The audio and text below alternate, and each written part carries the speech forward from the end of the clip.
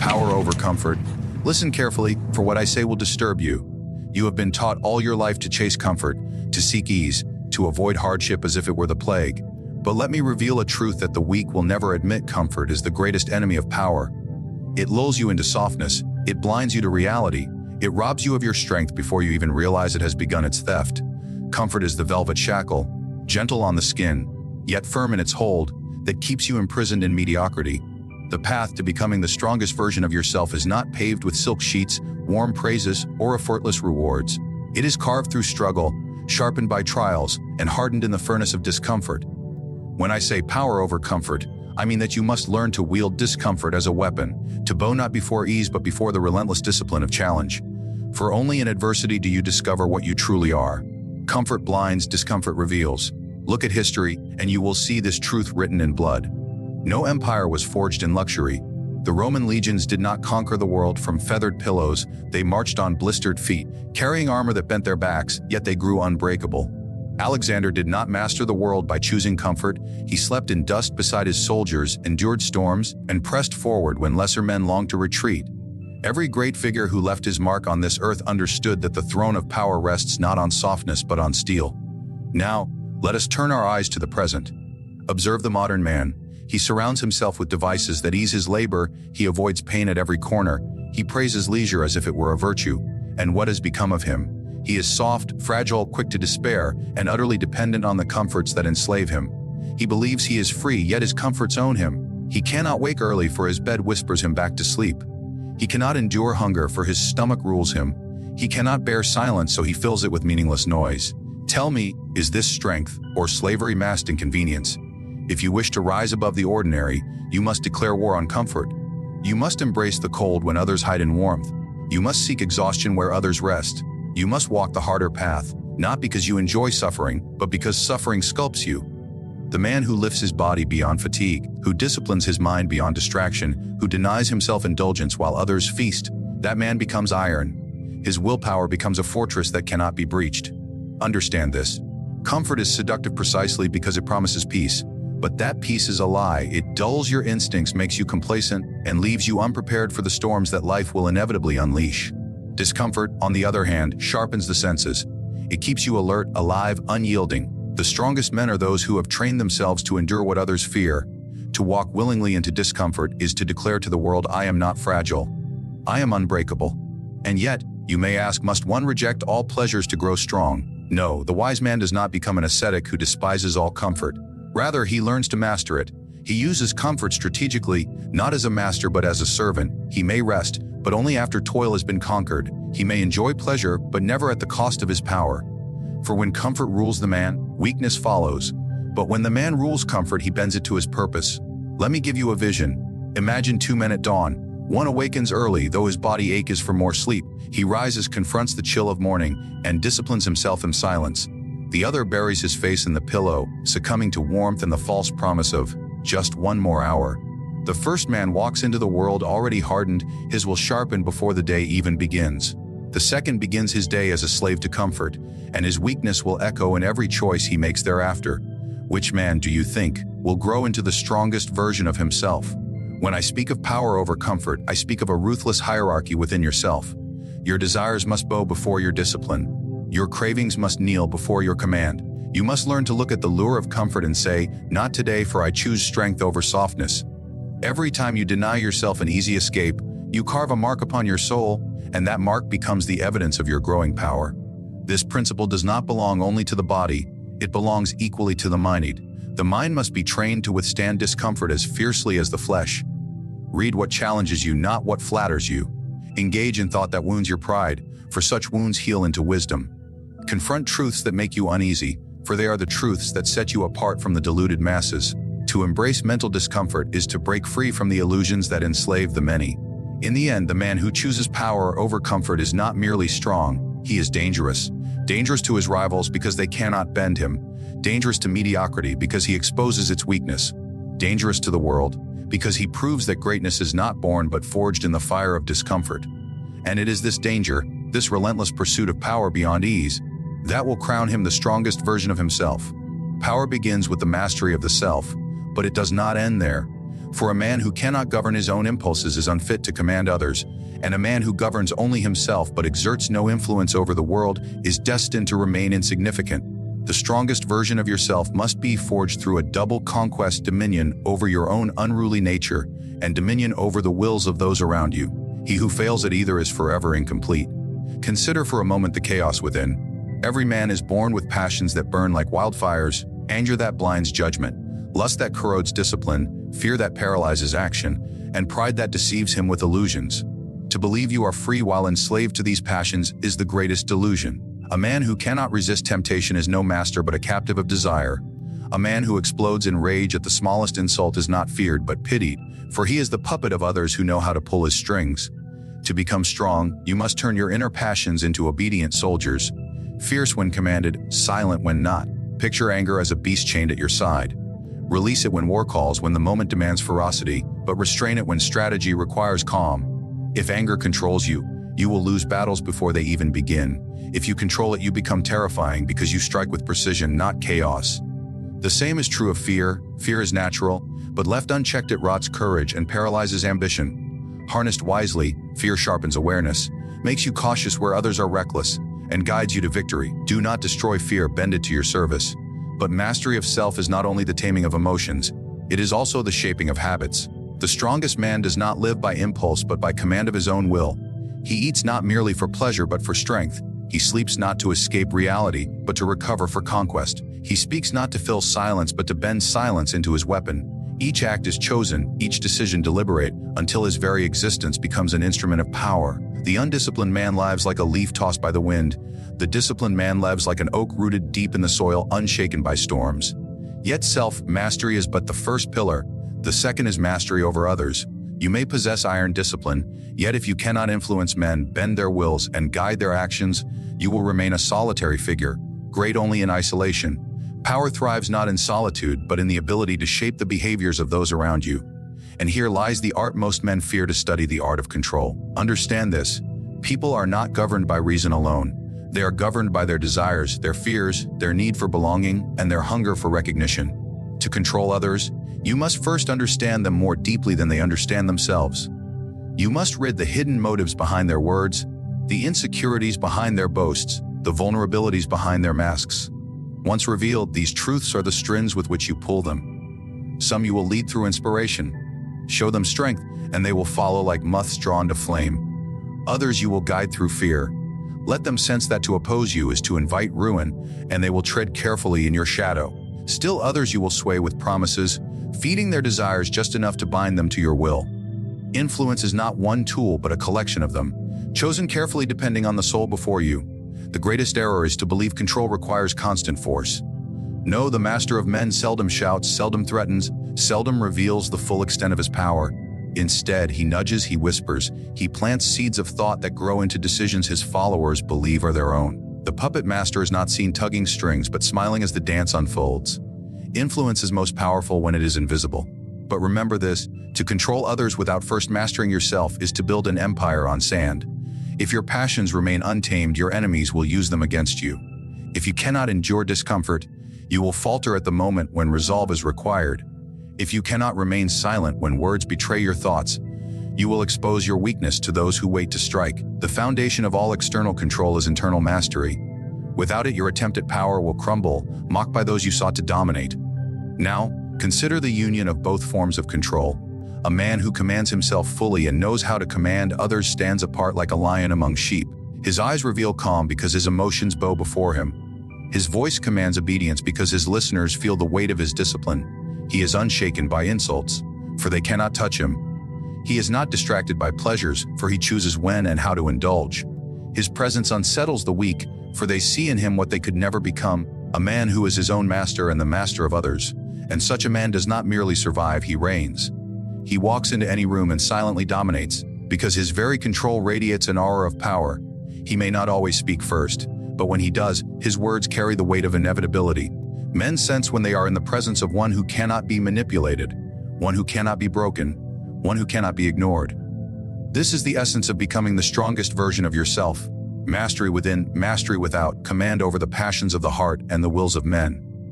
If you wish to be strong, you must first learn to see. not with the clouded eyes of hope, not with the fog of wishful thinking, but with ruthless clarity. To see reality as it is, stripped bare of illusions, is the rarest and most powerful gift. The weak live in fantasies they construct to comfort themselves. The strong tear away the veil and confront truth, no matter how cruel, no matter how merciless. For strength cannot grow in the soil of lies. Understand this: men deceive themselves far more than they are deceived by others. They convince themselves that they are braver than they are, more disciplined than they have proven, more capable than their actions reveal. They cling to comforting illusions because truth wounds them. They would rather whisper, "I am fine as I am," than confront the brutal fact that they are fragile, lazy, or cowardly. But the man who seeks to become the strongest version of himself does not run from these wounds. He demands the mirror of truth and forces himself to stare, even if what he sees disgusts him. For only by acknowledging weakness can he begin to kill it. Ruthless clarity begins with the self, but it must extend outward. To look at the world with clarity is to understand that men do not always act with reason, that loyalty is often a mask for convenience, that kindness may hide manipulation, and that power is seldom held by the noble but almost always by the cunning. If you lie to yourself about human nature, if you believe men are better than they are, you will be crushed by disappointment. If you believe the world is fair, you will be devoured by those who know it is not. To live with ruthless clarity is to strip away these illusions and see men not as they should be, but as they are. Consider how clarity serves strategy. A general who believes his army is stronger than it is leads his men to slaughter. A ruler who believes his allies are faithful when they are plotting betrayal signs his own death warrant. A man who believes his rivals are weak when they are cunning will find himself defeated before he has even begun. Illusions kill, clarity preserves. This is why the strong cultivate an unflinching eye. They do not ask, "What do I want reality to be?" They ask, "What is reality, no matter how it wounds me?" Yet ruthless clarity is not only the destruction of illusions, it is also the rejection of hesitation. Most men know deep down what must be done. They sense when they must walk away, when they must sever ties, when they must strike before it is too late. But they hesitate, whispering excuses to themselves, cloaking their fear in the garments of patience. The man of clarity does not hesitate once the truth is visible. He acts, and in his action lies his advantage. For most men see too late, and by the time they act, the moment has passed. You may wonder, is clarity always harsh? Does it not rob a man of joy to see so coldly? No, for clarity gives freedom. The man of illusions is a prisoner, trapped in false hopes and endless disappointments. The man of clarity may suffer the sting of truth, but he gains the strength of foresight. He avoids traps others fall into. He discerns character where others are fooled by appearances. He moves with precision while others stumble blindly in the dark. Let me show you how this works in daily life. Imagine a man surrounded by so-called friends who flatter him, laugh at his jokes, and share in his pleasures. The man of illusions believes they love him. The man of clarity asks, "What do they gain by standing near me? Would they remain if I lost what I provide them?" His vision cuts through the performance and sees self-interest beneath the surface. Or consider a man faced with his own ambition. The man of illusions tells himself he will achieve greatness without sacrifice. The man of clarity recognizes that ambition demands pain, demands discipline, demands sacrifice. One remains dreaming, the other begins building. The truth is that most men are terrified of clarity, for it destroys the comforting stories they tell themselves. They would rather believe they are strong than admit they are weak. They would rather believe their future is secure than face the uncertainty of fortune. But those who embrace clarity do not fear destruction of illusions. They welcome it. They would rather be wounded by the knife of truth than poisoned slowly by the honey of lies. And remember, this clarity is ruthless precisely because it allows no room for softness. To see clearly is to accept that not everyone can be saved, that not every battle can be won, that some doors must remain closed, and that some people must be discarded no matter how much we wish to keep them. Clarity does not negotiate with feelings. It dictates what reality demands. The man who bows to this truth becomes formidable, for he is never blinded by hope, never distracted by fantasy, never paralyzed by fear. When you walk with ruthless clarity, others will fear you. Not because you wield a blade, but because you wield perception. They cannot manipulate you with flattery, for you see the strings behind their words. They cannot deceive you with promises, for you read the weakness in their eyes. They cannot bind you with illusions, for you have torn away the veil. This clarity makes you untouchable in ways that brute force never could. Mercy is a virtue often praised by the weak, yet history is written not by the merciful but by the ruthless. But mark my words, true ruthlessness is not wild cruelty, nor blind aggression, nor mindless violence. It is precise, deliberate, calculated. To become the strongest version of yourself, you must learn the art of calculated ruthlessness. the ability to do what others will not, to strike when others hesitate, and to embrace necessity without flinching. The man who cannot be ruthless when the moment demands it is doomed to kneel before those who can. Think carefully. Every man faces choices that test his resolve. Will you sever ties with those who drag you into weakness, or will you cling to them out of fear of loneliness? Will you act when opportunity presents itself, or will you hesitate, praying for certainty that never comes? Will you confront betrayal with decisive force, or will you swallow your anger until it rots into regret? The weak hesitate, they wait, they dream of painless solutions. The ruthless act, and in their action lies the path to power. Calculated ruthlessness demands foresight. It is not the rage of a man blinded by passion, nor the chaos of one driven by impulse. It is the discipline of a strategist who knows that mercy offered to the wrong person becomes a dagger pointed at his own heart. When a rival plots against you, hesitation is poison. Strike quickly, and the threat is silenced. When a weak ally burdens you, ruthlessness severs the chain before it drags you into the abyss. When fortune presents an opportunity, ruthless precision seizes it before another hand can reach. The ruthless man is not cruel for the sake of cruelty. He is cruel only as necessity demands, and that necessity becomes the source of his strength. Observe the lessons of history. Princes who wavered in judgment, who feared to act ruthlessly when required, were swallowed by their enemies. But those who struck without hesitation secured their rule. Caesar Borgia, though hated by many, understood this truth well. He rewarded loyalty, but crushed treachery with merciless swiftness, and it was this clarity of action that made men fear to betray him. Weak rulers were remembered with pity. Ruthless rulers were remembered with power. And so it is in your life. If you cannot embrace ruthlessness when the situation demands, you will be remembered only as another man who was too timid to grasp his destiny. But be warned, ruthlessness without calculation is self-destruction. A man who lashes out blindly earns enemies faster than he earns power. A man who harms without purpose wastes energy and invites chaos. True ruthlessness is like the stroke of a surgeon's blade, precise, necessary, and without hesitation.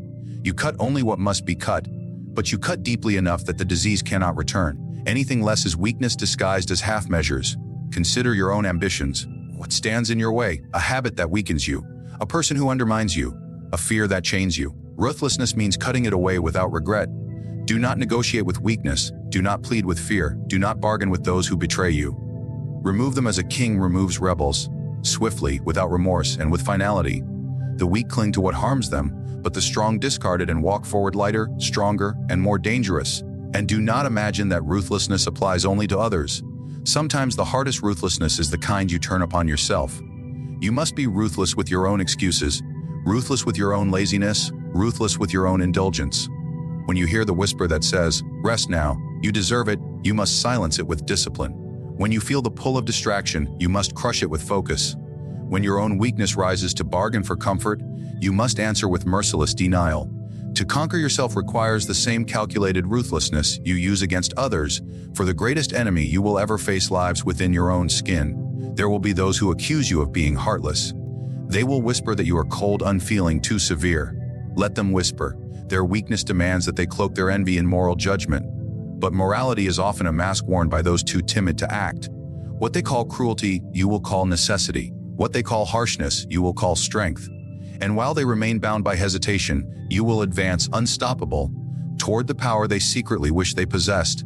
But never mistake ruthlessness for recklessness. The reckless man burns his bridges in a blaze of chaos and finds himself stranded. The ruthless man destroys only what stands in his way and ensures that the path forward is clear. The reckless man makes enemies he cannot defeat. The ruthless man eliminates threats with such precision that few dare to rise against him. Ruthlessness without calculation is destruction. Ruthlessness with calculation is domination. Imagine two generals preparing for battle. One hesitates, worrying about honor, about appearances, about the comfort of his soldiers. The other is ruthless. He sacrifices comfort for victory, discipline for survival, necessity over appearances. His men fear him, but they also follow him, for they know he will do what is required to win. When the battle begins, the hesitant general falters, while the ruthless general strikes at the heart of his enemy. And history remembers only one name. This is the essence of calculated ruthlessness. The courage to do what must be done when others are too afraid, the clarity to know when action is required, and the precision to act without hesitation. It is not a choice for the faint of heart, for it will demand sacrifice, isolation, and the shedding of illusions. But without it, power remains beyond your grasp, forever slipping through your fingers as you wait for a gentler path that will never come.